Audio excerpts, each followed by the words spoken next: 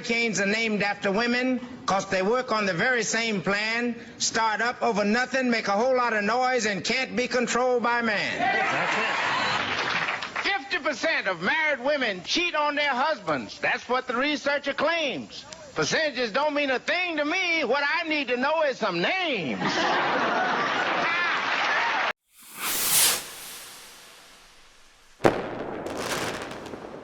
What's going on, everybody? I'm back with another new podcast, and we're jumping right into it today. If you're new, make sure you subscribe to the channel. Don't forget to show a little love to the like button, but let's get right into it. Women talk in circles. Men talk in straight lines. I come in and I ask my wife, what's for dinner? That's what I really want to know. She says to me, well, I was getting off work and I recognized we didn't have nothing at the house to cook. So I knew I had to stop by the store to get something. I was going to go to Big Bear because they had a sale on. But the traffic was backed up all the way up 75. I had to go down 35 and up Euclid. He ain't lying. Look at the response. You know he's not lying. I hated to pay full price for chicken when I knew that right over at Big Bear they had it on sale. But I went ahead and got it anyway. And while I was in the store, I saw some ice cream and some chicken. I ran into Fred's wife. Can you believe it? That girl is pregnant again.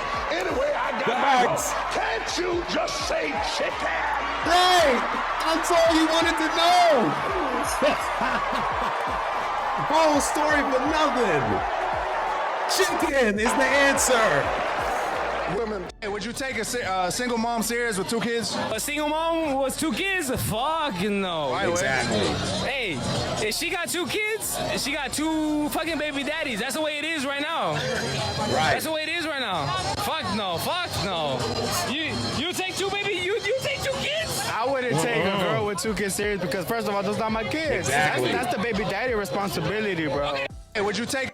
And if you have a hard time understanding that, let me put it to you like this. If you go to work and you have your responsibilities and your role for your pay rate, would you take on somebody else's work for the same pay while they go home and chill? Because if you can understand that concept, then you understand why men don't want to be stepdads to children that aren't theirs. This desire to have a woman who has this very particular physique, especially for black women, right? Usually bigger titties, smaller waist, flat stomach. However, usually the women who look like that are going to have higher expectations than what that man can afford. And it's not nice to say, but if she's getting tons of attention and she's this really beautiful woman with this amazing physique, then that means that usually she's gonna date the kinds of guys who do have the 6 figures, who are taller, right? Who are more seemingly attractive. You probably can't afford the lifestyle that she's gonna ask for. So it's unrealistic to have this, I want a woman that has this body, or I want a woman who looks like this, and we're not looking at her personality, we're not looking at her behavior, we're not looking at her traits, and then you're surprised when she's an airhead, or you're surprised when she's a bitch.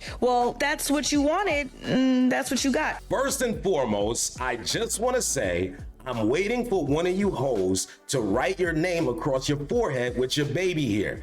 At this point, it's not a matter of if, it's a matter of when, because I've never seen a baby with this shit across their forehead before.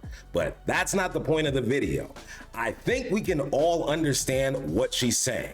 The more attractive a woman is, the more attention she's going to get, and the less likely she's going to be the woman that you want, unless you're some world-class motherfucker. Now, I think most men are okay with average looks and an average body. They don't need the top of the top. The problem is a lot of these women are 30, 40, 50 pounds overweight, and that's the physique that a lot of men are rejecting. They don't need you to have the perfect stomach, the perfect ass, perfect titties, all of that. They just need you to be average, because a lot of men are average, and we understand that, and we're okay. The world gives us an evaluation almost immediately, and we operate within that. But a lot of people just don't want to have somebody that weighs more than them. What is the most effective way that people can lose weight? Eat less food, do more exercise. No, you were talking. Can we hear from the middle? Still in the room. Really? I don't understand what they're so triggered about. Isn't that the accepted way to lose weight? Eat less, work out more? I think I'm definitely an 8 per. Like if I rated myself 1 to 10, I give myself a 5. I think I'm normal looking. And I just think it's based on my results. I think if I was an 8, 9, or 10, I would have had modeling contracts. Because people in the top 20% of beauty, they get modeling contracts.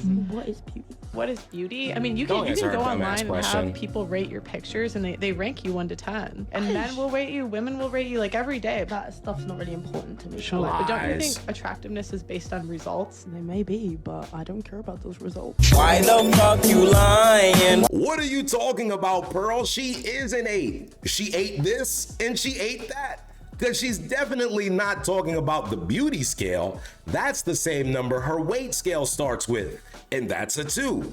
And for the life of me, I will never understand the modern woman's need to think more of themselves than what they really are. But I do like Pearl's approach. She said, I'm a 5 based on my results. That just goes to show she's living in reality and she's not going to chase after things that are out of her grasp. And how much easier is it to navigate life when you're being realistic? Black women who want to feel salty about this, Black women are the reason that just pearly things can exist. Why? Because Black women in particular have made it acceptable and okay to not only support, but to promote interracial dating, to talk about how difficult it is for them to find good and marriageable Black women. This has happened over the last few decades. Black women have said this. So again, why are you verbalizing and letting the entire world know that, hey, we're open to wanting to date and integrate into these other cultures? This is what comes along with it. Because like I said, let's say you do date and marry a white man. But let's say you do date somebody of a ethnicity group. Aren't you going to have to hear what they have to say? If that's not your sister, if that's not your family, do they not have the right to weigh in on your issues? Now, I probably shouldn't tell this story, but I will anyway. And you want to know why? Because fuck them, that's why.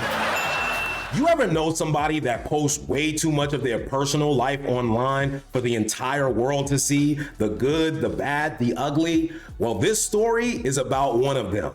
And I remember a few years ago, she was posting up all these hashtags about being a swirler. Hashtag swirl girl, hashtag swirl life. She even posted a picture of a cup of coffee with cream swirling around it. So you know she was dedicated to the lifestyle. And it wasn't long after that, she posted a white man she was dating. And these two fell in love, they were going everywhere. She was even promoting this man's rap career on her page. Until things inevitably went wrong and he played her with another woman. Then he moved across country, then he came back, and then he played her again. And I even think the mom was against the relationship. But you know the worst part about it? This motherfucker was only 19 years old. How are you getting played by a child when you're almost 30?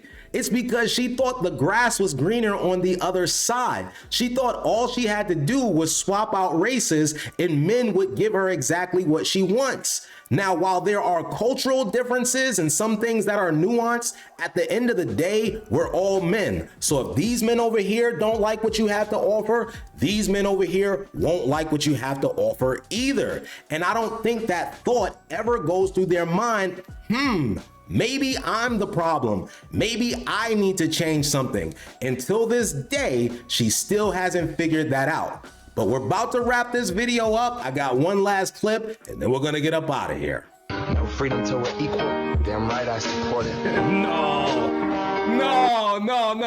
Why would you do this? She look like she just walked off the set of Black. No, we're gonna watch it again. Let it go again. Freedom till we're equal. Look at this bullshit. Damn right I support it. No. Oh my God. Oh, let's talk about this. Let's talk about this shit. Please don't ever do this shit again. It's not needed, nor is it wanted. I don't know what you were thinking when you drew all over your face. Maybe you just saw Fruitvale Station for the first time and thought, I'm gonna end racism today with this one. But I promise you, that's not the way. You're better off just going to the hood, find some Black kids and teach them math or writing skills. That'll go a much longer way. And the only thing this reminds me of is the ending of that Malcolm X movie. You are Malcolm X. I'm Malcolm X. I'm Malcolm X. I'm Malcolm X. I'm Malcolm X. I'm Malcolm X. I am Malcolm But that's gonna do it for this video. So subscribe to the channel, like the video, and if you guys have anything to say, please leave it in the comments below. And until another time, I'll see you guys later.